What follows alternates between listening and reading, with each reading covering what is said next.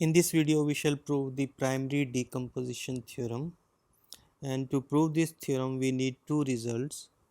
First result is this: suppose that T from V to V is a linear transformation and fx is a polynomial which is product of two polynomials gx and hx.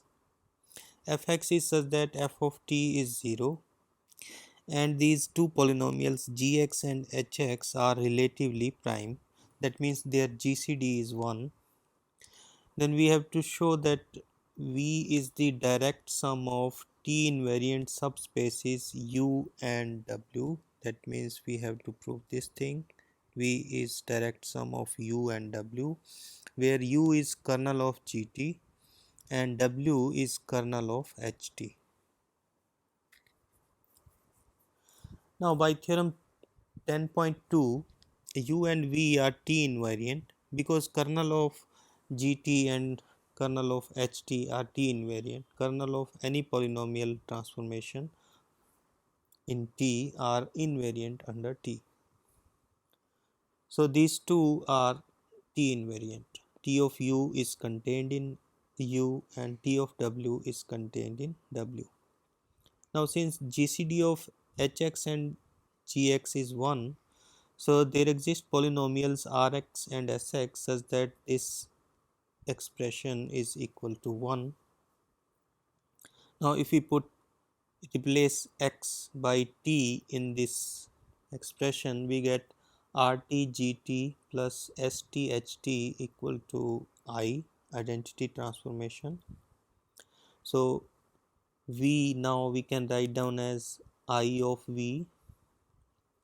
Now I is replaced by RT and ST. So we get RT plus ST.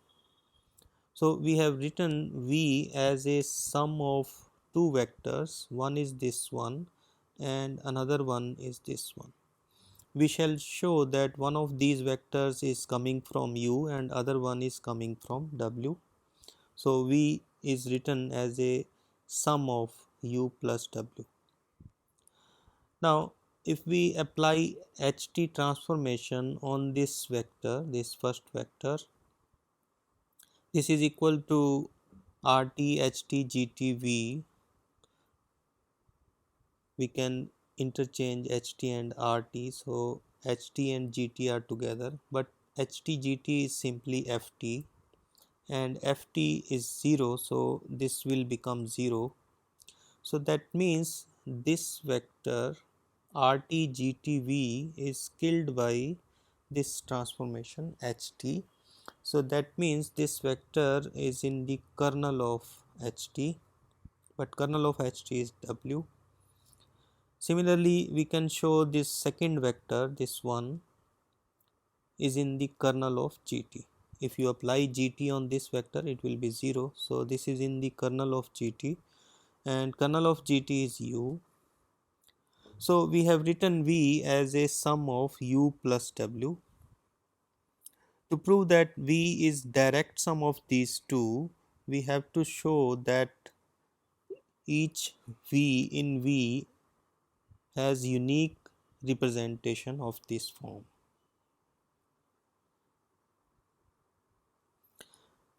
Now we have already shown that V is written as a sum of a vector in U and a vector in W, and we have to show that this expression is unique. Suppose V has another representation, a vector in U plus a vector in W. We shall show that U is same as this one and W is same as this one. Now RT this is equal to, because V is U plus W now, so RT plus RT W, but U belongs to kernel of GT, so this will be 0, so we are left with RT W. So RT V is equal to RT W, call it number 1. Now RT plus ST is identity transformation. So when we apply this transformation on W, we get RTGTW plus STHTW equal to I of W, and that is W, but HTW is 0 because W is in the kernel of HT.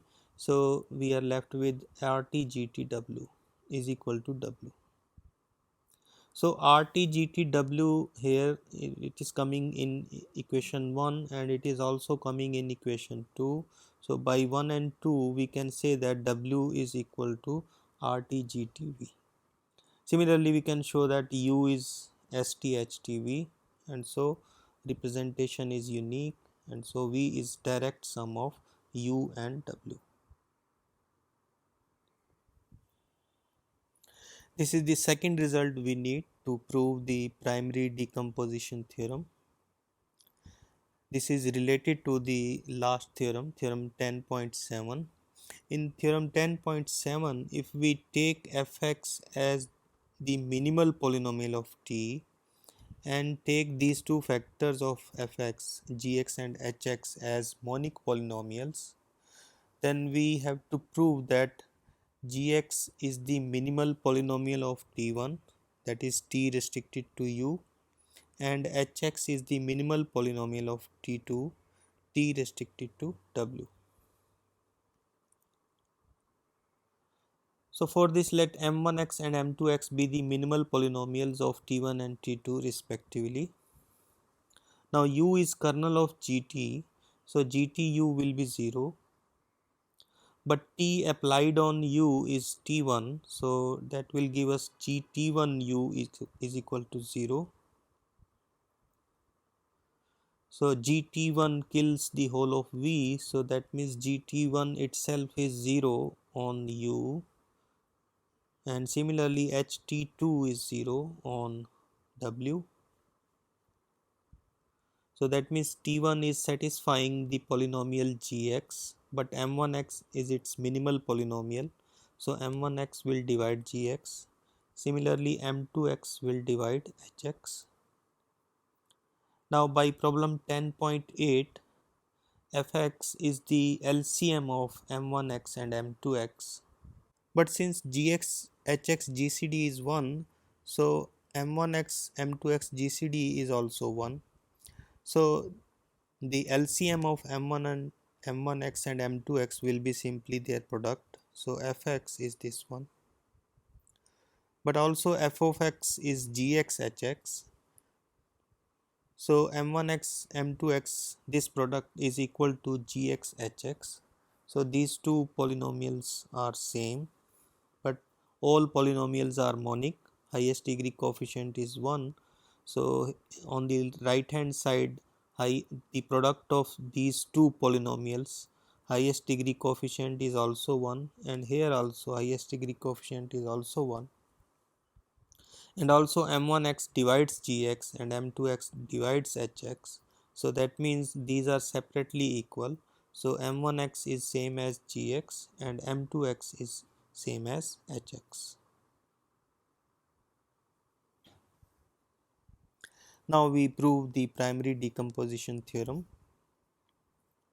In theorem 10.7 and 8 we have taken product of two polynomials, but now we are taking a general polynomial, minimal polynomial, which is a product of many polynomials.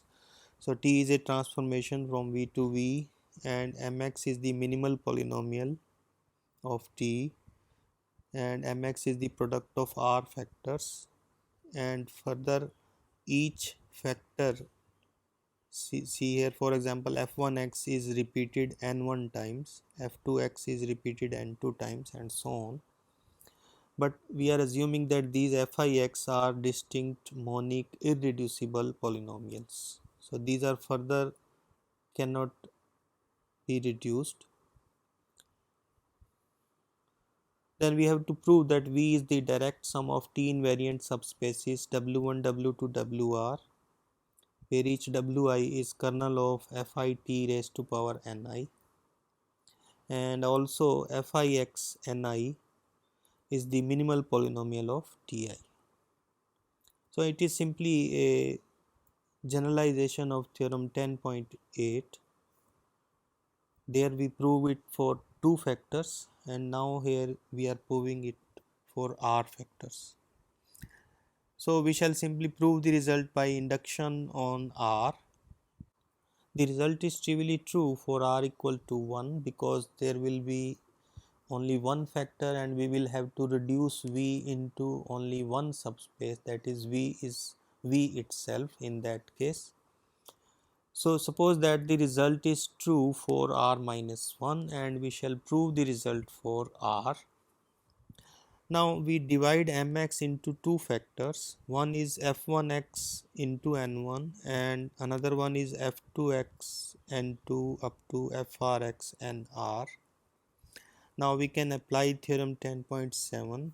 So we can write V as direct sum of two subspaces W1 and V1, where W1 is kernel of F1T N1 and V1 is kernel of this second one, and also W1 and V1 are T invariant. Now by theorem 10.8, minimal polynomial of T restricted to W1 is F1x N1 and minimal polynomial of T restricted to V1 is this second polynomial.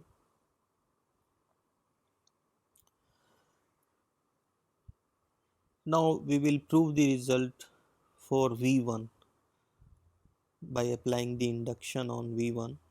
So let T1 cap be the restriction of T on V1. So T1 cap is a transformation from V1 to V1 and its minimal polynomial is this one. Now it is having r minus 1 factors, so we can apply induction on V1. So by induction V1 is the direct sum of subspaces W2, W3, WR such that each Wi is kernel of Fi T1 cap Ni and Fix Ni is the minimal polynomial of T1 cap restricted to Wi. But because T1 cap is restriction of T on V1, so on V1 T1 cap is simply T. So Wi, which is equal to kernel Fit T1 cap Ni, so we can remove that cap from here. So Wi is simply kernel Fit Ni and Fixi Ni is the minimal polynomial of T restricted to Wi for each I from 2 to r, and therefore V, which was direct sum of W1 and V1, is now direct sum of W1, W2, WR. This proves the primary decomposition theorem.